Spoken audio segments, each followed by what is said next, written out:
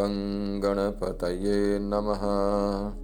ॐ एकदन्ताय विद्महे वक्रतुण्डाय धीमहि तन्नो दन्ती प्रचोदयात्।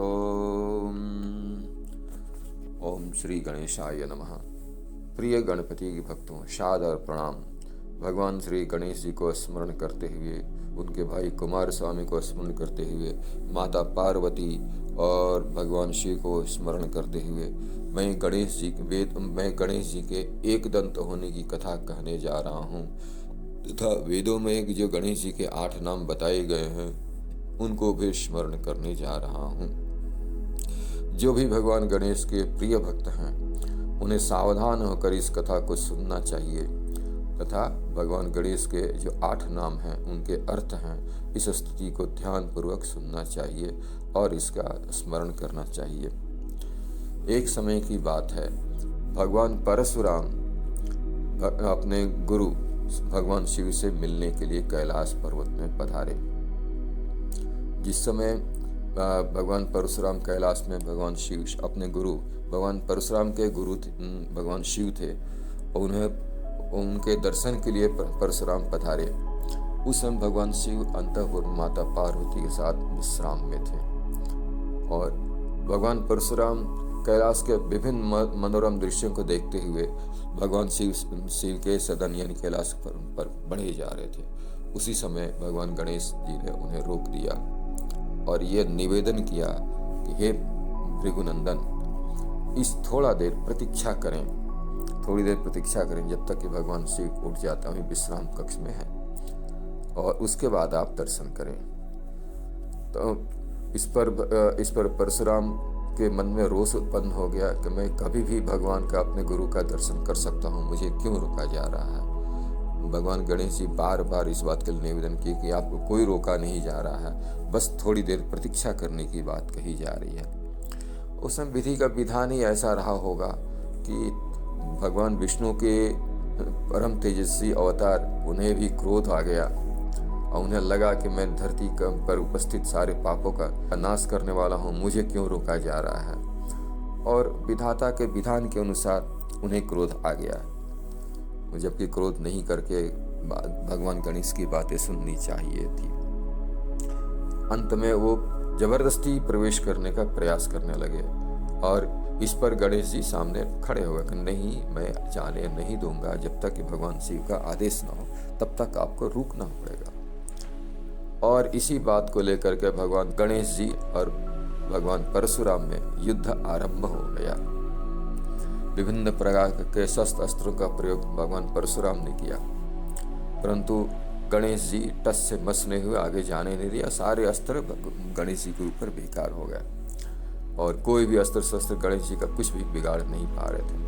अंत में उनके गुरु भगवान शिव का दिया हुआ परशु, जिसके नाम से इनका नाम परशुराम पड़ा था, तो उस परशु का उन्होंने प्रयोग कर दिया गणेश जी के ऊपर।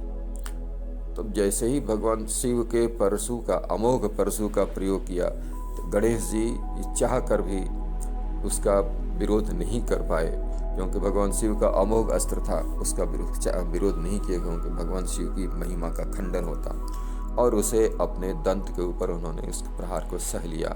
लेकिन जैसे ही लगा वो भगवान गणेश जी का दांत कट करके भयंकर शब्द इसके साथ गिर गया, कट गया।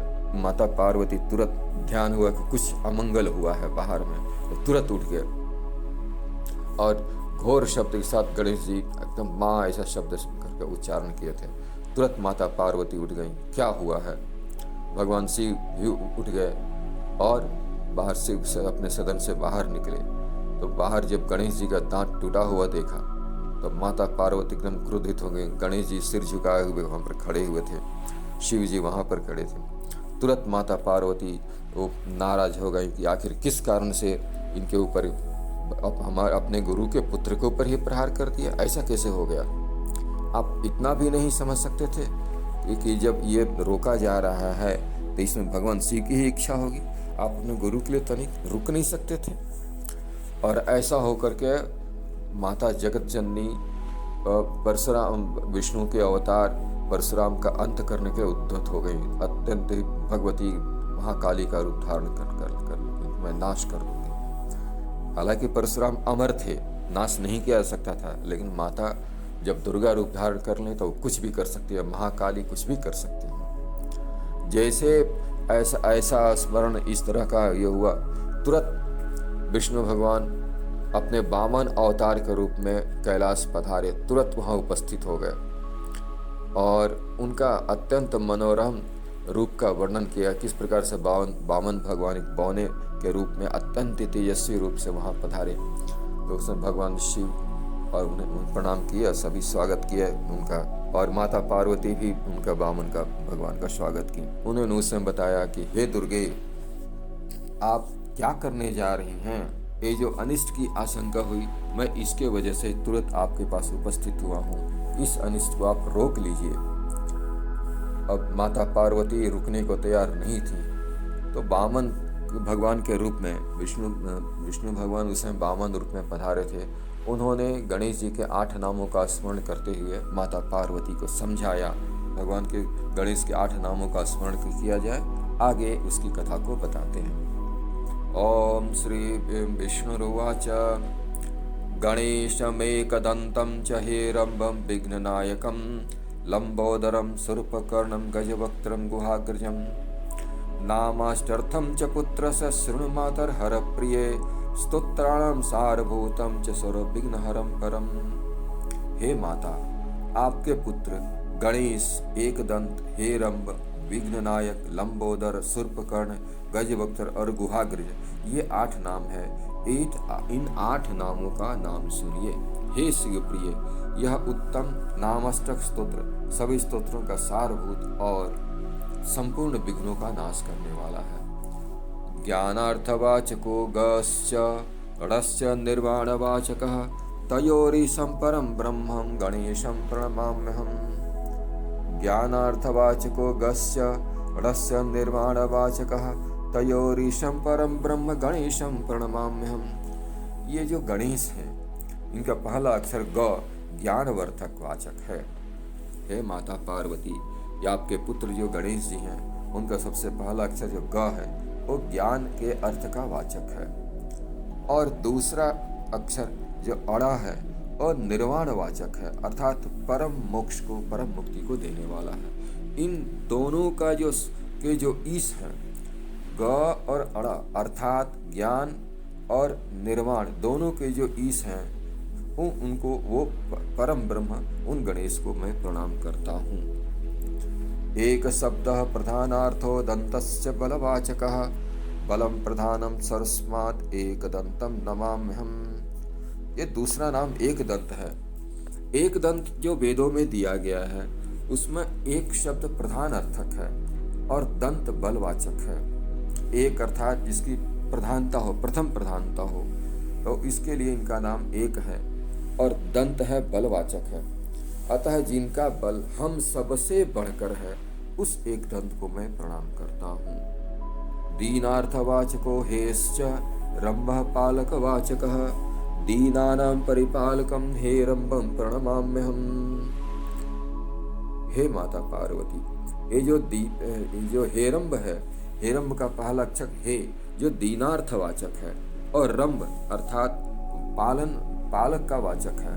दोनों को मिलाने से दीनों का पालन अर्थात गरीबों दीनों का पालन करने वाले हेरम को मैं शीश नवाता हूँ। अब आगे विघ्न नायक का नाम का अर्थ सुनिए। विपत्तिवाचको विघ्नो नायक खंडनार्थकः विपत्त खंडन कारकम नमामि विघ्न नायकम। विघ्न शब्द विपत्ति वाचक है और नायक उसका खंडन करने वाला है। जो इस प्रकार जो विपत्ति के विनाशक हैं, उन विघ्न नायक गणेश का मैं अभिवादन करता हूँ। ओम लंबोदर का अर्थ सुनिए। विष्णु दत्तैष नैवेद्यस्य लंबोदरम पुरा पित्रा दत्तैष विविधैः वंदे लंबोदरम च तम्। पूर्व काल में भगवान विष्णु द्वारा दिए गए नैवेद्यों तथा पिता द्वारा अर्पित समर्पित अनेक प्रकार के मिष्टान्नों खाने से जिनका उदर बहुत लंबा हो गया, उन लंबोदर की मैं वंदना करता हूँ। सर्पाकारो च यत्कर्णो विघ्नवारण कारणो संपत्तो ज्ञान रूपो च सर्वकर्णम नमाम्यहम्। जिनके कान सूप के समान है। क्यों है? निवारण के लिए, उनका कान समस्त विघ्नों के नाश के लिए, विघ्नों के निवारण के लिए, जिनका कान सूप के आकार के समान है, जो संपत्ति के समस्त संपत्तियों के दाता हैं और ज्ञान रूप हैं, उन शूर्पकर्ण को मैं शीश झुकाता हूँ। विष्णु प्रसाद पुष्पम च यत् मूर्धनि मुनि दत्तकम तत् गजेंद्र वक्त्रयुक्तम गजवक्त्रम नमाम्यहम्। जिनके मस्तक पर मुनि द्वारा दिया गया विष्णु का प्रसाद स्वरूप पुष्प विद्यमान है और जो गजेंद्र के मुख से युक्त है, उन गजवक्त्र को मैं प्रणाम करता हूँ। गुहसागरे च जातो अयम आविर्भूतो हरालय वंदे गुहाग्रजम देवम सर्वदेवाग्र पूजितम। जो गुह से पहले अर्थात स्कंद से पहले जन्म लेकर शिव भवन में आप आविर्भूत हुए, उन समस्त देवगणों में जिनकी पूजा होती है, उन गुहाग्रज की मैं वंदना करता हूँ।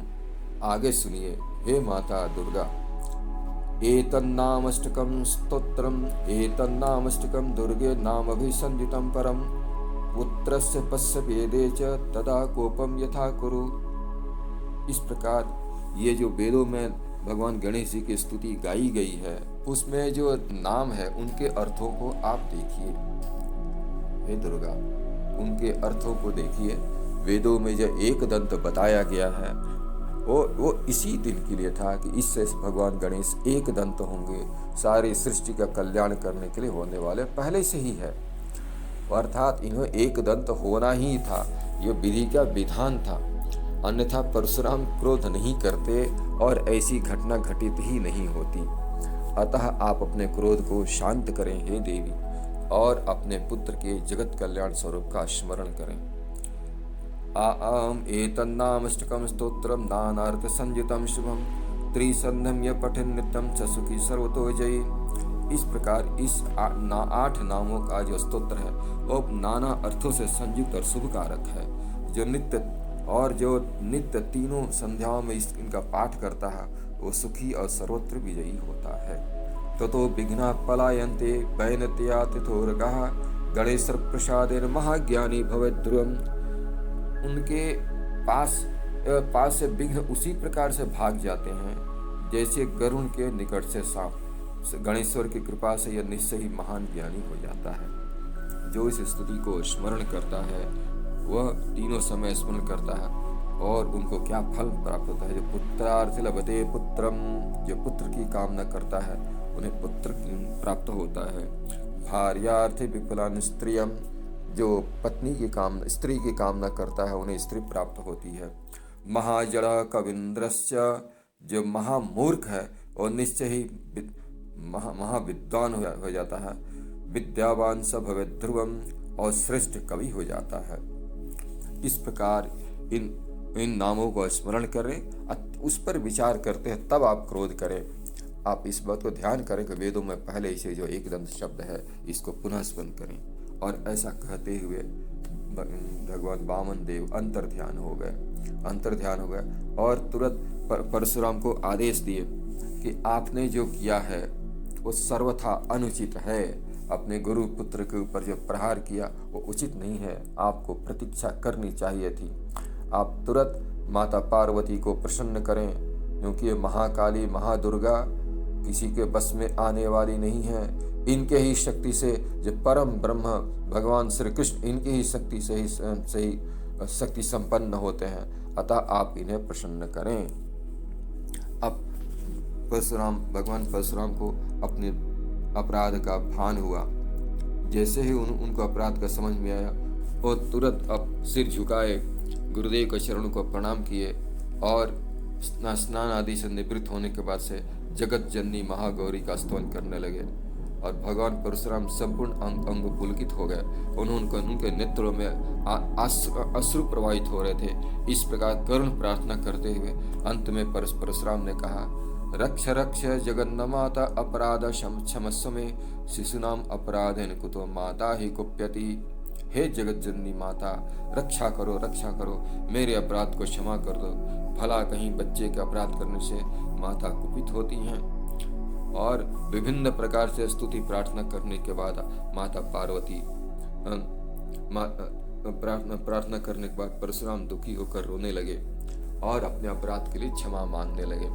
माता पार्वती उस समय इस बात से अपनी नाराजगी को दूर कर इस विचार करते ही अपने जो दुख था, जो क्रोध थे, वो शांत हो गई और परशुराम को पुनः आगे वरदान दिया। गणेश जी एक दंत स्वरूप को स्वीकार किया और उन्होंने तब से गणेश जी को एक दंत कहा जाता है और भगवान के एक दंत होने की यही कथा है। ओम इति श्री ब्रह्म वैवर्त पुराणे गणपति खंडे गणेश नाम अष्टक स्तोत्रम यदुक्तम यद स्मृतम तत्सर्वं गणपते समर्पयामि। ओम गणेशार्पणमस्तु। गं गणपते नमः। ओम ओम ओम।